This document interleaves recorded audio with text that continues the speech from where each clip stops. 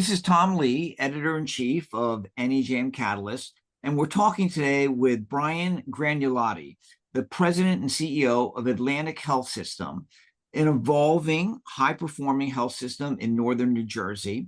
The evolving word is the one I want to emphasize right now because it has been changing, and as it has moved from a traditional representative board structure to a competency-based board structure. From knowing what's happening in healthcare, I know that this kind of transition is interesting and it's important and it's difficult. And I asked Brian if he'd be willing to share why he did it, how he did it, and how it's going. And he was kind enough to say yes. So, Brian, before we plunge into that, could you tell the audience a little bit about Atlantic Health for those who may not be familiar with it? Sure. So the Atlantic Health System is located, headquarters are in Morristown, New Jersey, which is in the northern part of New Jersey. We cover over half the state with our delivery network. And the measure we use here to describe our size are the number of individuals that we touch. So New Jersey's a state of about 9.5 million people.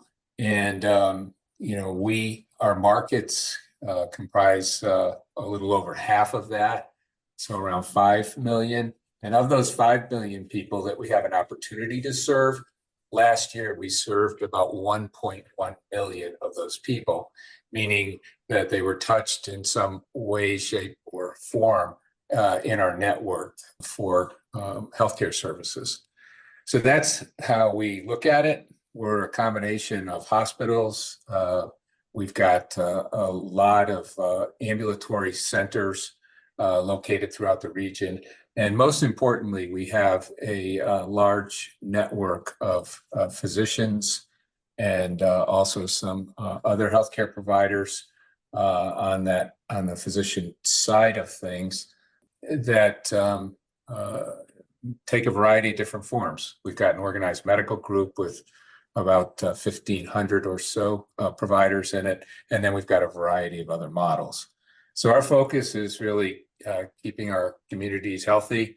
We're leaning into value-based payment wherever possible. So of that 1.1 million people, about 500,000 of those are in some sort of risk arrangement with us. Could be in the Medicare programs, could be upside only, or we have up and downside risk with a large number of people that we serve.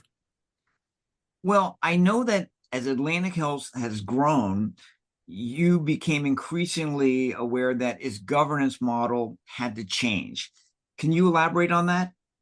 Yeah, and I see this throughout the country. When you look at the history of a lot of health systems, they really did start out from a hospital base. And, in our instance here in New Jersey, Morristown Medical Center, which, many people are aware of because of the clinical ratings that it gets and the important clinical programs that it provides, as well as Overlook. They were two of the founding members of what's now the Atlantic Healthcare System. And when you think about that, if your roots are in hospitals, your governance as you become a system tends to take on a lot of those attributes.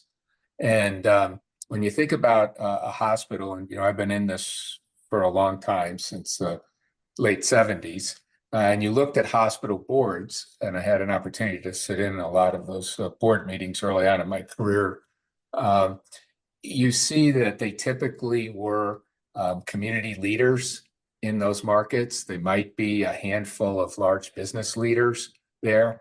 There were donors that were there. And rarely did you see people with a particular competency other than perhaps physicians who were on their boards. And when you start to think about that, for a community hospital, probably makes sense. But as you create these large integrated organizations, particularly organizations like ours, where the business models are different than just traditional hospital business models, you really need to have something other than what I call family and friends being comprised, your board being comprised of. And you need to start thinking about, okay, what are those competencies we need in the boardroom that are going to help advance our mission of creating healthier communities? And how do we do it in this very complicated business model that exists right now, particularly when you're thinking about how do you adapt to the changing payment environment? And so that's really what motivated us when I got here now almost a decade ago. And in order to get a board to that point, it takes a lot of education, a lot of conversation, and a lot of discipline to not simply think about when you're acquiring an asset, whether it's a large physician group or another hospital, that you don't immediately revert to representational governance, meaning hospitals coming in, you have to have 2 or 3 board seats.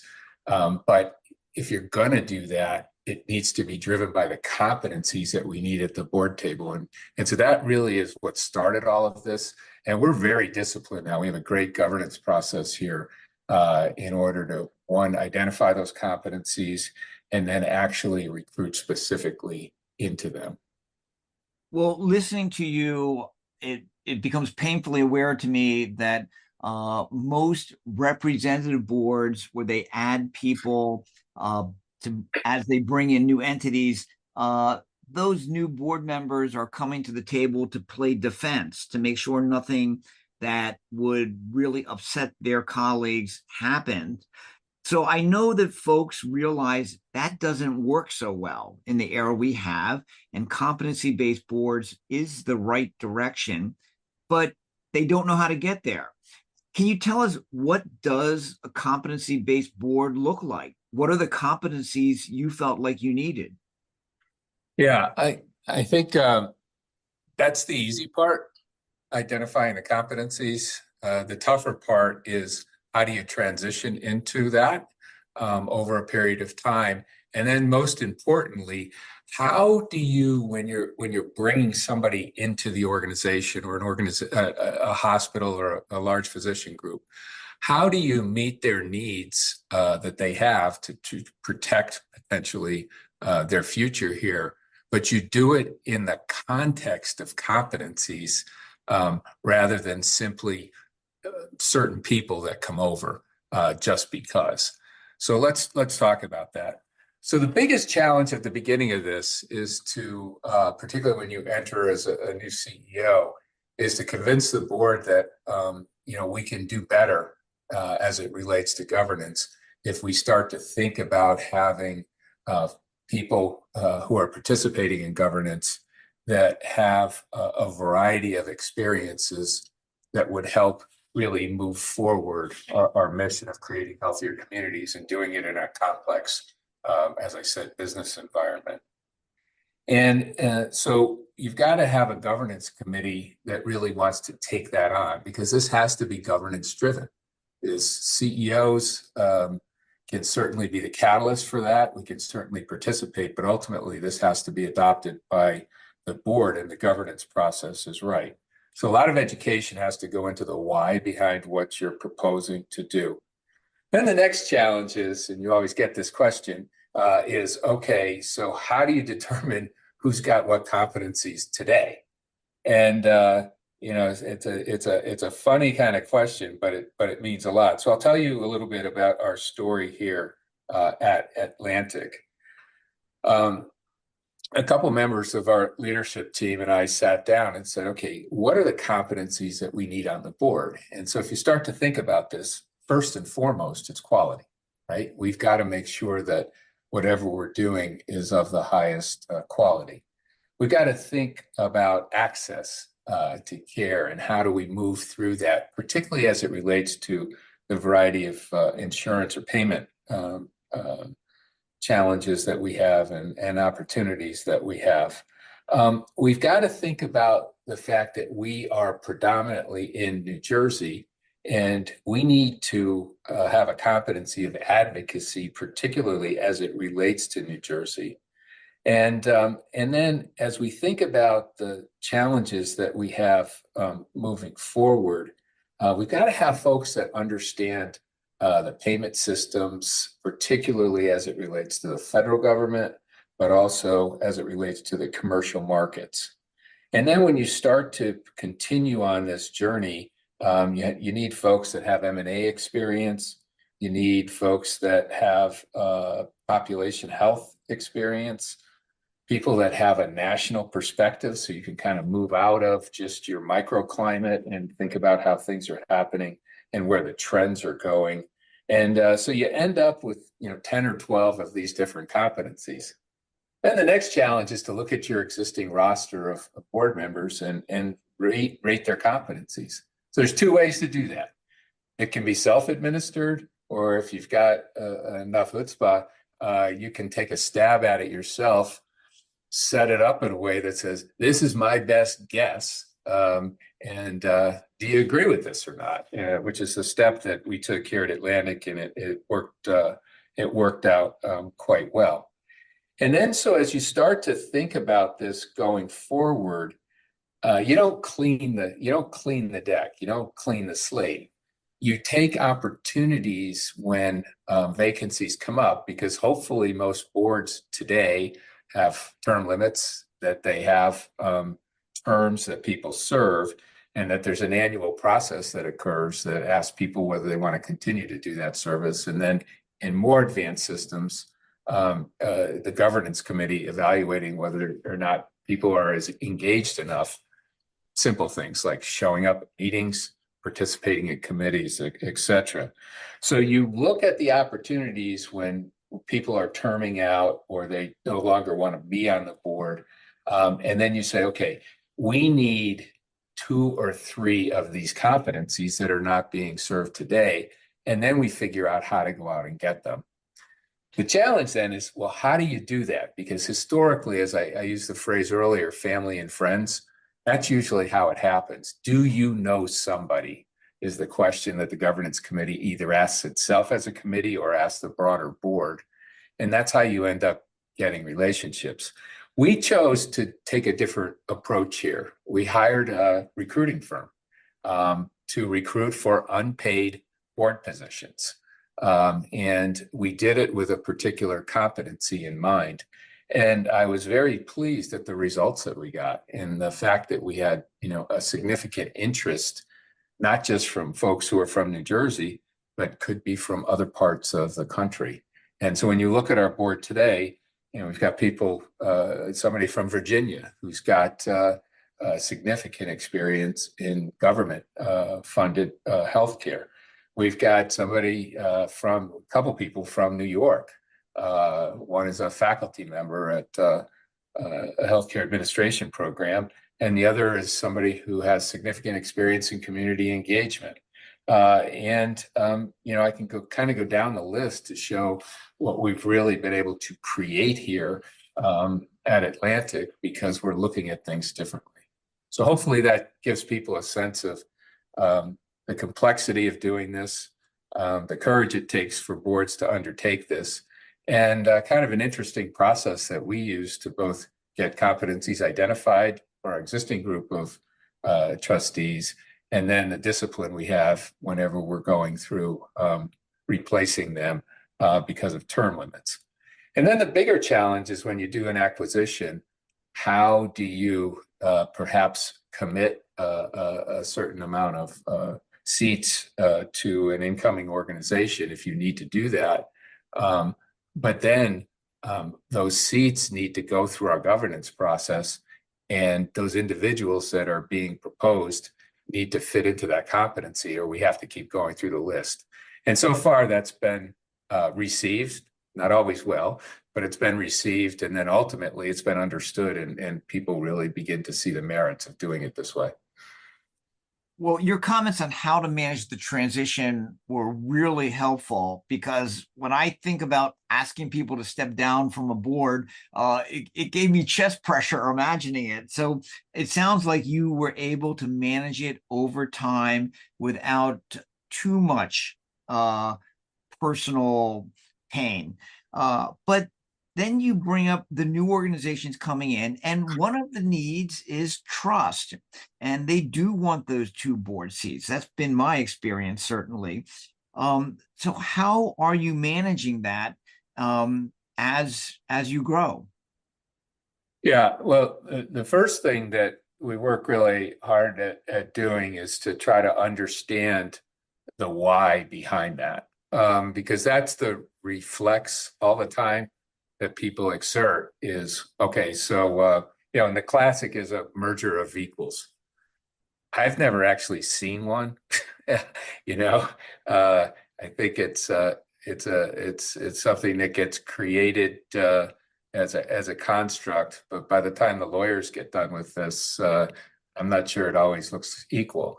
So I think you have to be realistic at the initial parts of the conversation by saying, what is it that you're trying to achieve, and what is it you're trying to preserve? And so that's the first question is listening and learning. And that, I think, is the first approach. And if you approach it that way with organizations that you're having these kinds of conversations with, and you're consistent about it, that's, I think, the beginning of setting a strong foundation in place. Because quite frankly, if you've got that level of distrust that is there, where people are really dug in on this stuff, we've walked away from transactions like that, because ultimately we're playing a longer game here. And, do we really want to work with a board that thinks that in that kind of a parochial manner? And some instances you might want to because of other reasons, market reasons, etc. But in many instances, it's a foreshadow of what could occur. And I think sometimes just walking away from that at the beginning is a better thing than trying to draw it out and force fit it.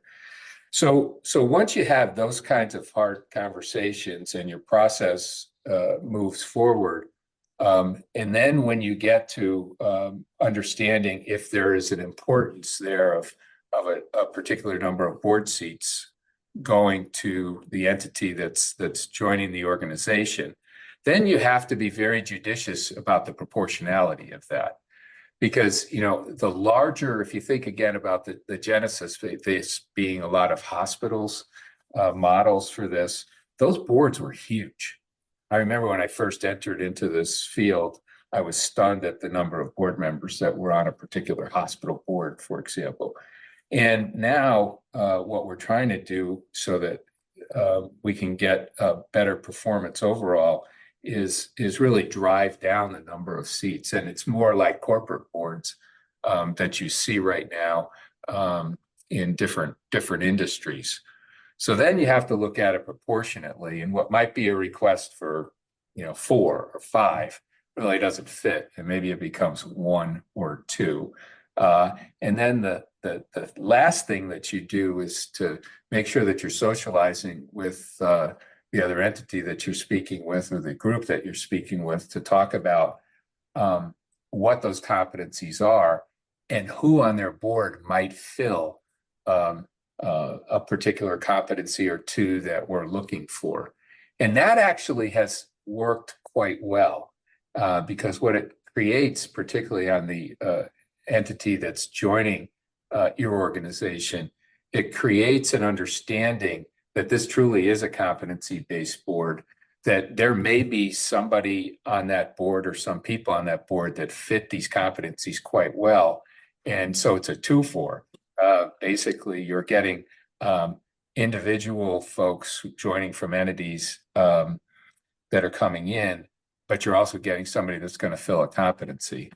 The other important thing as you're negotiating these transactions is to make sure that over time that representation of that community doesn't exist into perpetuity.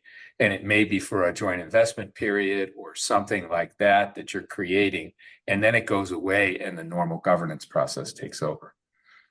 Well, I think that you are completely right that trust can't be based upon having 2 board members on the board. 2 quick final questions. How many people are on your board today? And how long did it take you to make this transition from the time you decided you should start to when you felt like you had arrived at a reasonably competency-based board? Yeah. So the way our system board is set up is that there are 3-year board terms, and you can serve a maximum of 3 of those cycles. So, I call it it's not a sentence of 9 years. It's an opportunity every 3 years to be reconsidered for up to 3 of those cycles.